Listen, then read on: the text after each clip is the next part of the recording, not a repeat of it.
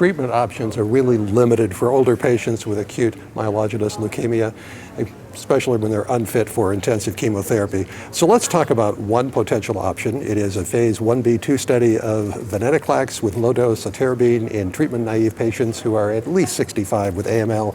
And to do this, I'm with Dr. Tara Lin, who is an MD and an assistant professor of medicine at the University of Kansas Medical Center in Kansas. First, why these two drugs? Low-dose Cytarabine has been a standard of care for older patients who are unfit for more intensive treatment with AML for decades. But unfortunately, the response rates to low-dose Ara-C alone are only about 30%, and those remissions are going to be short-lived if the patient even goes into a remission. So for many new drugs coming out, low-dose Ara-C can be a backbone to build upon to try to add a new mechanism, a new way of targeting the leukemia, but in the setting of a drug that we at least know the parameters, the side effects, and what the expected responses would be. So tell us about Venetoclax. So Venetoclax is a selective BCL2 inhibitor. BCL2 overexpression is seen in a variety of cancer cell types and actually prevents cells from going down the apoptotic pathway and promotes cell survival. So by targeting BCL2 in cancer cells, a drug like Venetoclax can help the cells initiate apoptosis and ultimately lead to cell death. So what are you presenting here? This is data from our phase 1b/2 study of Venetoclax in combination with low-dose Ara-C. It was a two-phase study. We had the phase 1 portion where 18 patients were treated. We looked for the dose-limiting toxicity, examined the safety profile, and then found the recommended phase 2 dose to take into the phase 2 portion of the study. It was non-randomized. All patients got both of the drugs, the Venetoclax and the low-dose Ara-C. At this meeting, we were presenting data on the first 18 patients treated in the phase 1 portion, as well as 8 patients who had sufficient data who had been treated in the phase 2 portion so far. So you're showing really acceptable tolerability and promising clinical activity. The tolerability was much better than I expected as an investigator. A lot of times we develop new drugs and especially for older patients, their tolerance for more intensive therapies is not always there.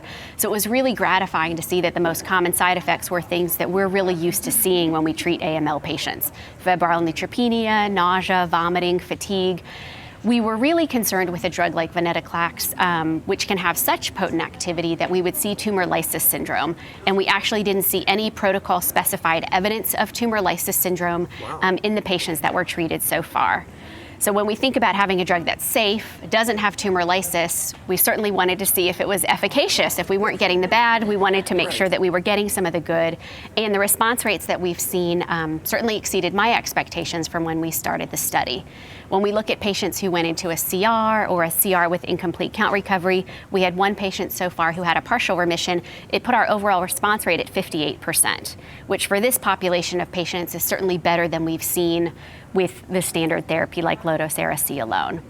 It's an early look at the data, and we've only looked at a limited number of the patients, but so far we've been encouraged by what we've seen. So what's next? How many patients do you want to enroll, and what are you looking for? The phase 2 portion closed in May of this year, and a total of 50 patients were enrolled on it. So hopefully by the time we next present the data, we'll have more information, some short-term data on those 50 patients, but then certainly longer follow-up data on the initial cohort that was treated.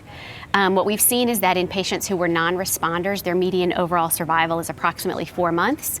In the patients who are responding, the CR, the CRI, the PR, we haven't reached yet their median overall survival, which is kind of a neat thing to see in this disease where the outcomes, historically have been so poor.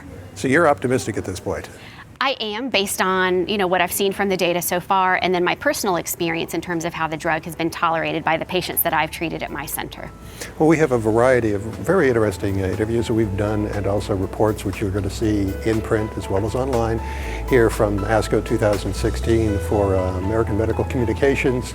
I'm Executive Editor Rick McGuire.